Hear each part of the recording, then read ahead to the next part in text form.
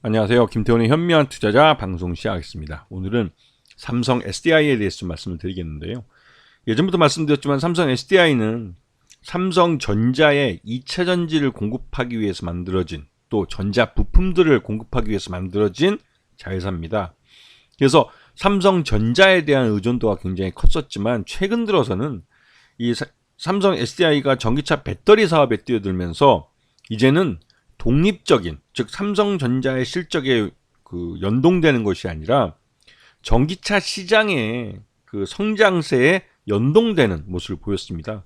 이게 전체 매출액 중에 에너지 솔루션 분야, 즉 전기차 배터리 분야가 매출액 90%를 차지하면서 이제는 삼성전자의 실적이 연동되지 않는 완전한 별개의 자회사가 된 거죠.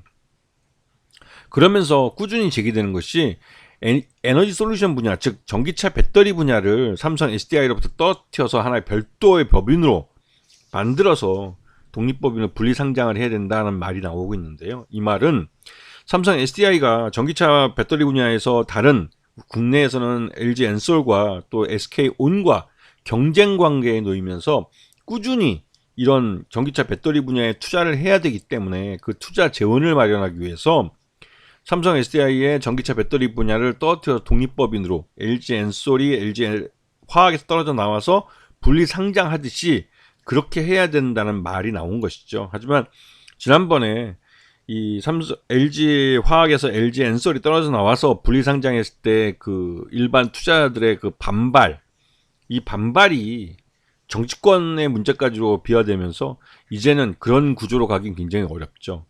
SK 엔솔, SK 쪽에서도 SK온을 별도 법인으로 만들어 놨는데도 불구하고 상장을 시키지 못하고 지금 시장의 눈치를 보고 있는 것도 이 LG 에너지 화학의, 그러니까 LG 화학과 LG 에너지 솔루션의 이 분리 상장 과정에서 있었던 주주들의 반발이 두려운 까닭입니다. 그렇기 때문에 삼성 SDI도 분리 상장 시에 당장은 시장을 통해서 투자금을 재원을 마련할 수 있겠지만 그 과정에서 손해를 본 삼성 SDI 주주들이 반발할 것이 두려운 상태죠. 하지만 장기적으로 봤을 때 지금 윤석열 정부에서는 그러한 부분에 대해서 오히려 투자들보다는 재벌들 손을 들어줄 가능성이 있기 때문에 윤석열 정부 내에서, 임기 내에서 에너지 전기차 배터리 분야를 분리 상장할 수도 있다는 말이 나오고 있습니다.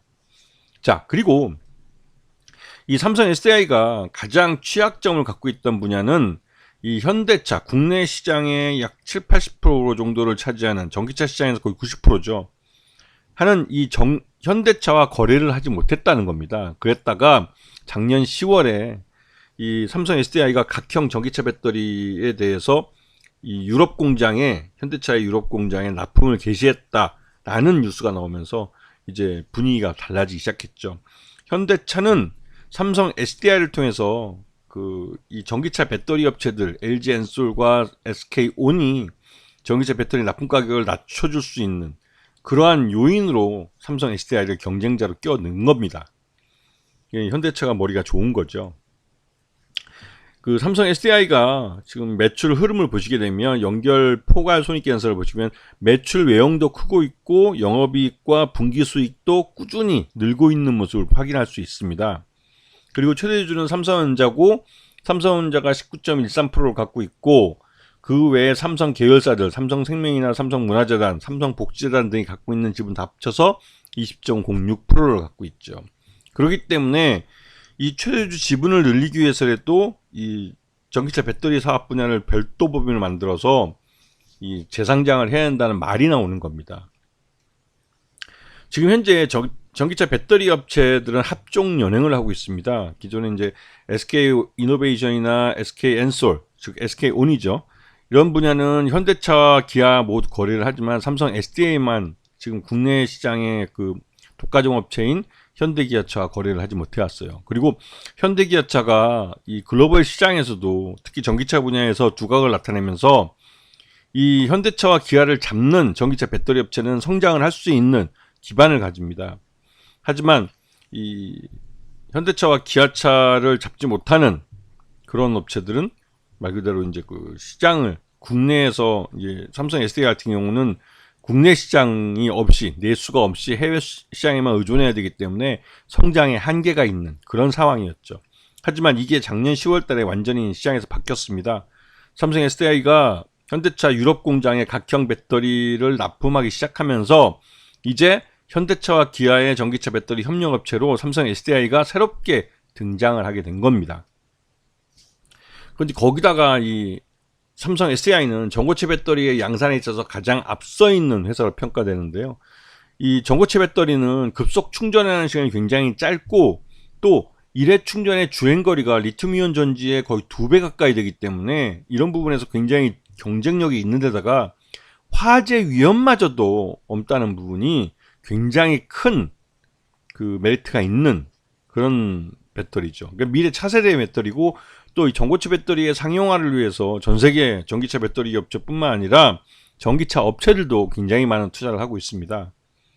그래서 이 지금 글로벌 회사들의 전고체 배터리 양산 시점을 보시게 되면 LG 에너지 솔루션은 2026년부터 고분자계를 시작을 하고 그다음에 그 다음 2030년부터 황화물계를 하고 삼성 SDI는 2027년부터 황화물계 이 전고체 배터리를 양산하겠다고 하고 있고 지금 현재 수원에 이 전고체 배터리를 위한 양산 파일럿 라인을 만들고 있습니다. 그래서 만들어서 일부 라인을 태우고 있는 걸로 알려져 있는데요.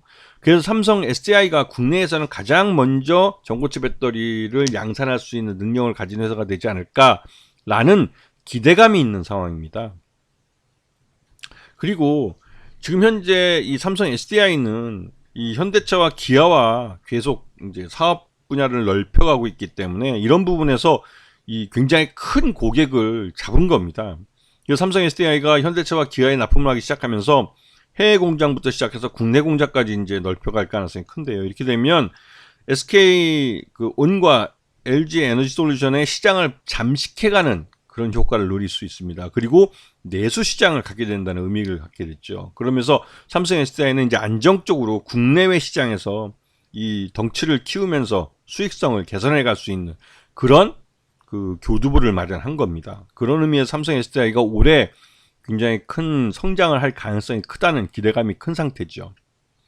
그리고 최근 들어서 하이니켈계 NCA 양극 소재를 이 중장기로 계약을 맺으면서 삼성 SDI가 이 현대차와 기아에 대한 이 납품 수량을 늘려갈 거라는 의욕을 보여주고 있습니다. 이거는 실제 공시한 것에서 확인할 수 있기 때문에 실질적으로 삼성 SDI가 현대차와 기아와 전기차 배터리 사업을 함께 하면서 이에 대한 수혜를 보고 있다는 것을 숫자로 증명해 줄 수 있는 거죠.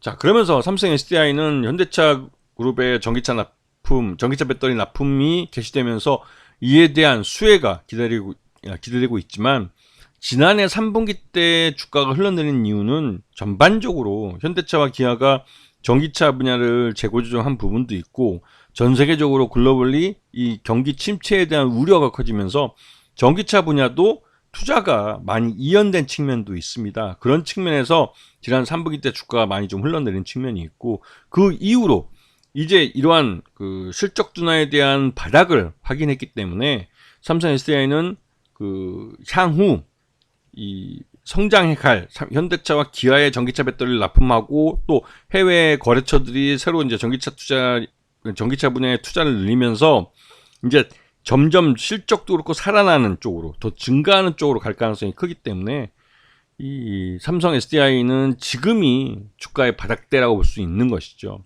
그렇기 때문에 삼성 SDI 특히 3분기 실적 기준으로 봤을 때 적정 주가 61만 원 정도로 평가되고 있기 때문에 지금 현재 주가는 현저하게 저평가되고 있는 구간이라 할 수 있습니다. 그래서 지금 이러한 실적을 개선할 수 있는 모멘텀이 나오면 나올수록 주가는 점점 계단식으로 올라갈 가능성이 크고 결국은 실적을 반영하는 주가 흐름이 나타날 가능성이 크다는 사실을 기억해 둬야 될 시점이라는 겁니다. 아시겠죠? 자, 오늘 방송 여기서 마치겠습니다. 감사합니다.